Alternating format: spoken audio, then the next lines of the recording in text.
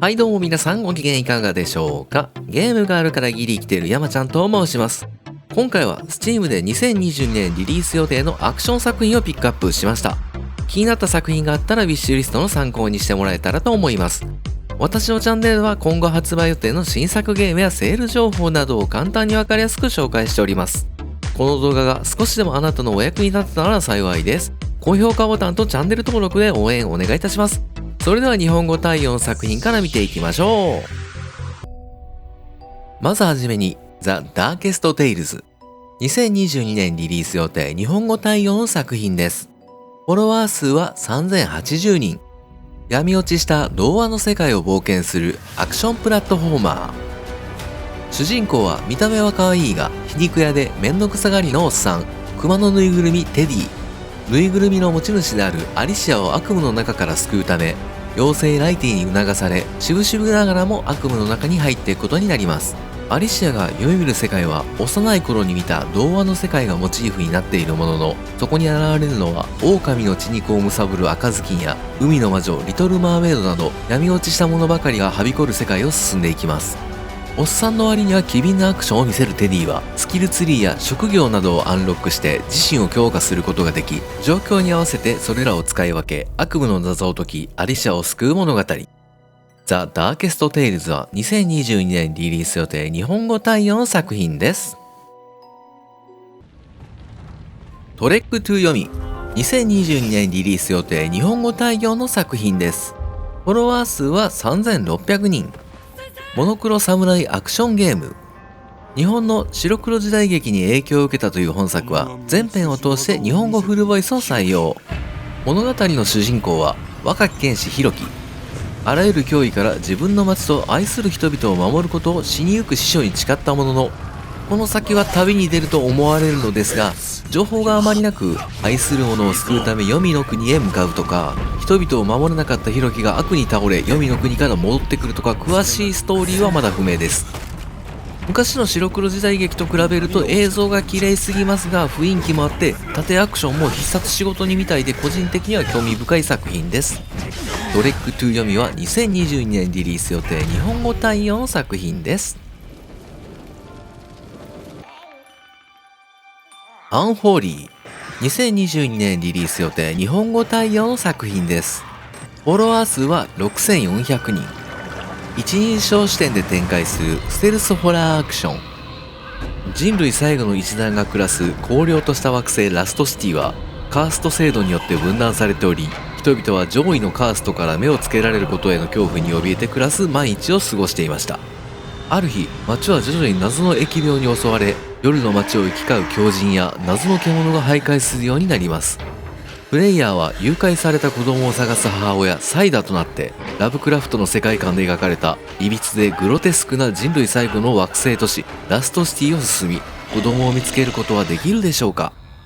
アンホーリーは2022年リリース予定日本語対応作品です。ファーチェンジングタイズ2022年3月2日リリース予定日本語対応の作品です。フォロワー数は6580人。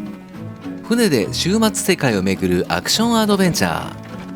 ー。姉妹作品ファーローンセールズの世界観をさらに拡張させたという本作。謎の洪水に見舞われた終末世界で一人目を覚ました主人公。滅びゆく文明の残骸が点在する世界で船の方を広げ、かつて栄華を極めた文明の廃墟を巡り新たな故郷を探す旅に出るといった物語。大海原を舞台に展開する本作は激しい嵐を切り抜け、時に障害物となるものを避けたり故障箇所を修理したり燃料を補給したりと結構忙しく動き回るゲームプレイ。道中には上陸できる場所もあり、船を降りて探索したり謎解き要素なんかもあるみたいです。 2D でありながらしっかりと奥行きを感じさせる背景グラフィックも美しく、この静かで未来のない荒涼とした世界に没入させてくれます。ファーチェンジングタイズは2022年3月2日リリース予定日本語対応の作品です。ミッドナイトファイトエクスプレス2022年リリース予定日本語対応の作品です。フォロワー数は6800人。最強の喧嘩屋を目指す爽快乱闘アクション。斜め見下ろし視点で展開する本作はハイスピードでスタイリッシュな近接格闘アクションが魅力的な作品。戦闘の動きは武術やカンフーの動きを取り入れ、流れるようなテンポで複数の敵と大乱闘を繰り広げる。攻撃手段もカウンター攻撃だけでも150種類以上用意されており、そこら中にあるものを武器として使うこともできます。複数の戦闘システムが用意されている中、遭遇する敵にどういった戦術で挑むかはプレイヤー次第。繰り返し戦うことでレベルが上がり、新しい技を習得したり、キャラクターのカスタマイズもできるみたいです。ミッドナイトファイトエクスプレスは2022年リリース予定日本語対応の作品です。ゲシュタルトスチーム&シンダー、2022年リリース予定日本語対応の作品です。フォロワー数は7700人。スチームパンクな探索型 2D アクション。レトロゲームにインスパイアされたという本作。爽快な戦闘と意外性のあるストーリー、ドット絵で美しく描かれたスチームパンクな世界が印象的な作品です。物語の舞台は蒸気エネルギーを利用する人類最後の砦、巨大都市カナーン。主人公アラセイヤは数世紀前から続く邪悪な都市監督組織コミュニティウムの企みとその背後に隠された陰謀に迫っていくことになります。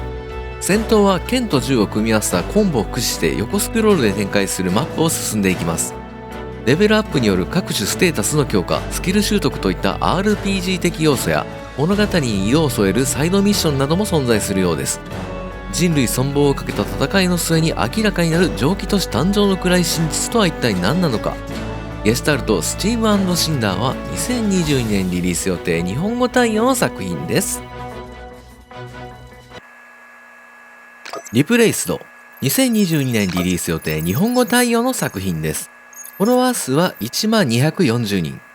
SF でレトロフューチャーなサイバーパンクアクション。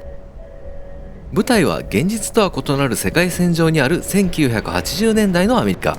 核爆発により街は荒廃し、全ての市民や資産、経済活動が巨大企業フェニックスコーポレーションに支配され、ディストピアとなった世界。プレイヤーは自らの意思に反して人間の肉体に閉じ込められた AI リーチとなってディストピアフェニックスシティの隠された謎を解明するといった物語。 2.5D のドット絵ながらもグラフィックは緻密で美しく、シネマティックな演出がストーリーをより一層盛り上げてくれます。リプレイスドは2022年リリース予定日本語対応の作品です。ハバーナイスです。2022年3月リリース予定日本語対応の作品です。フォロワー数は10630人。過重労働の死神を描いたローグライト 2D アクション。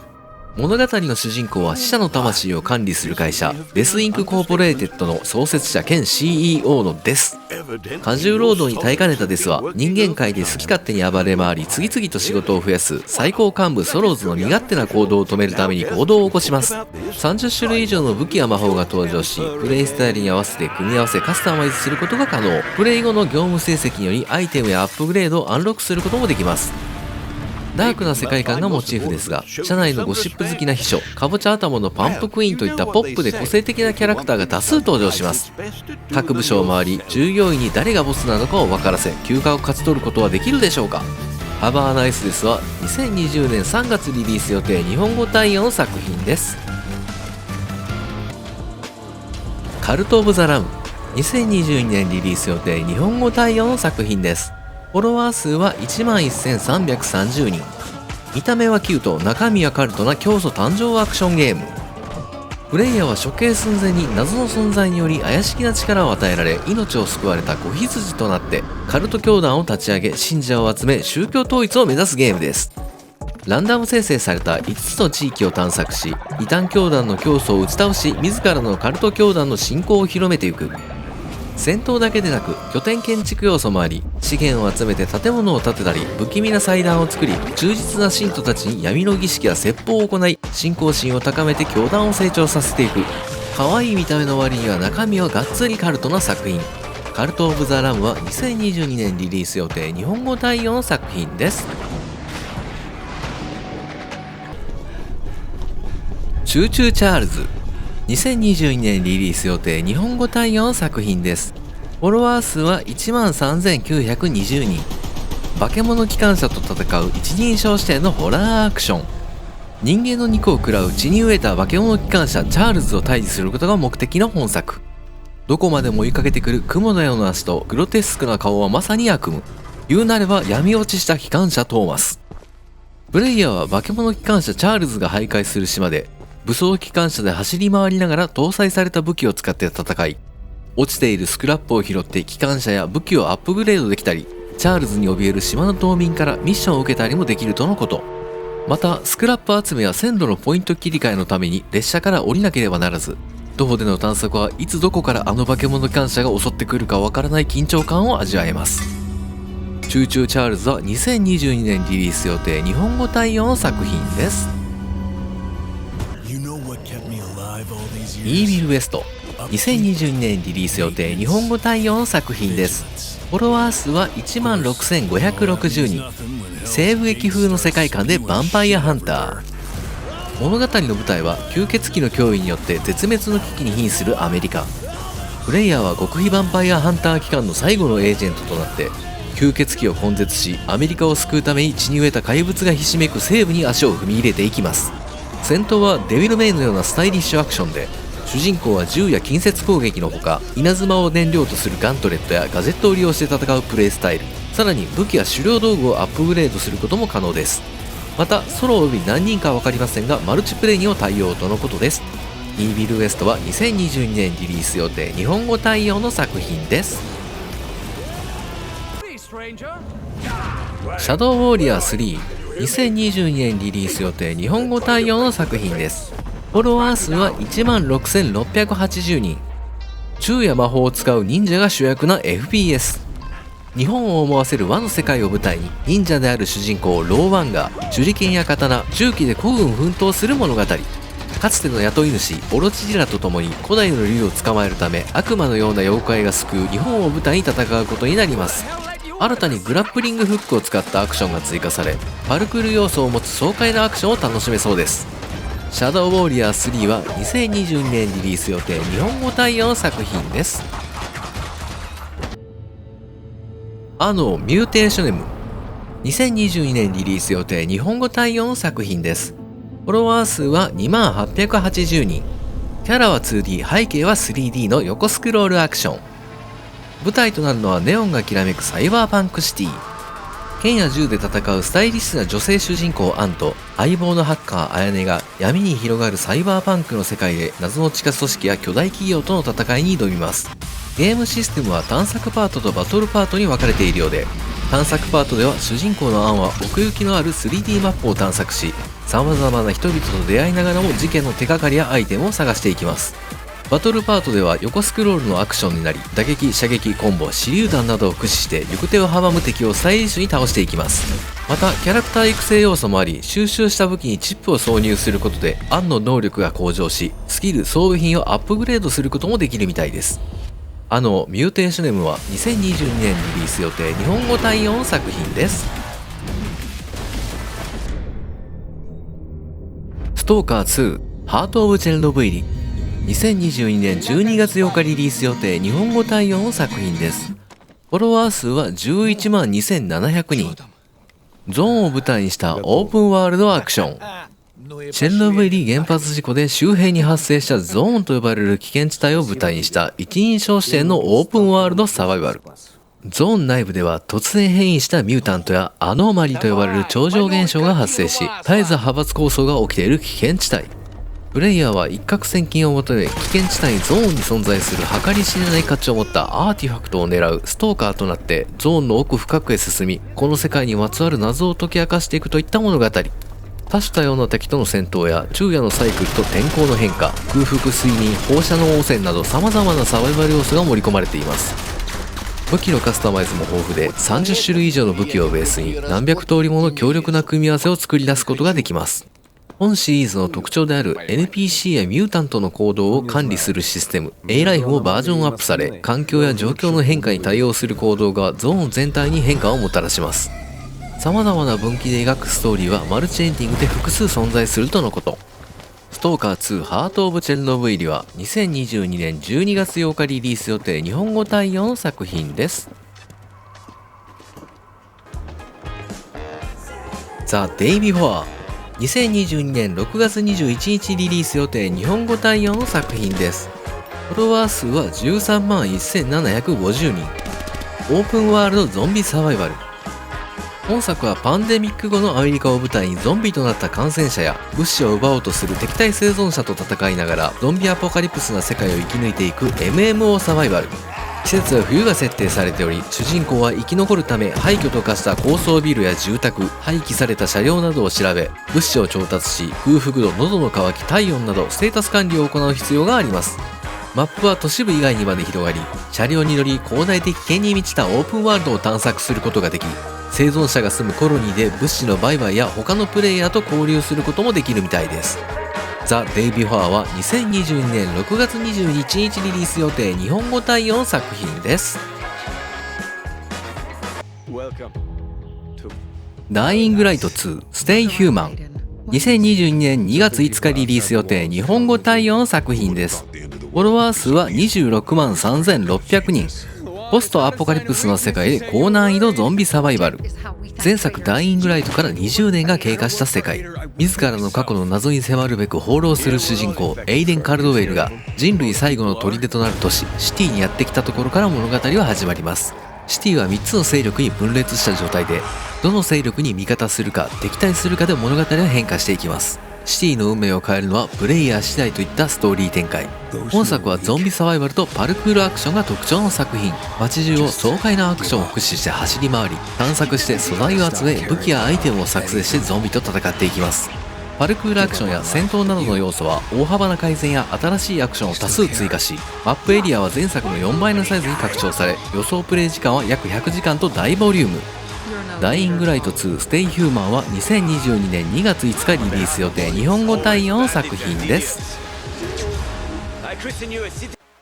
はい、ここからは日本語未対応の作品の紹介です。シリアルクリーナーズ。2022年リリース予定日本語未対応の作品です。フォロワー数は2110人。犯罪現場掃除人ステルスアクション。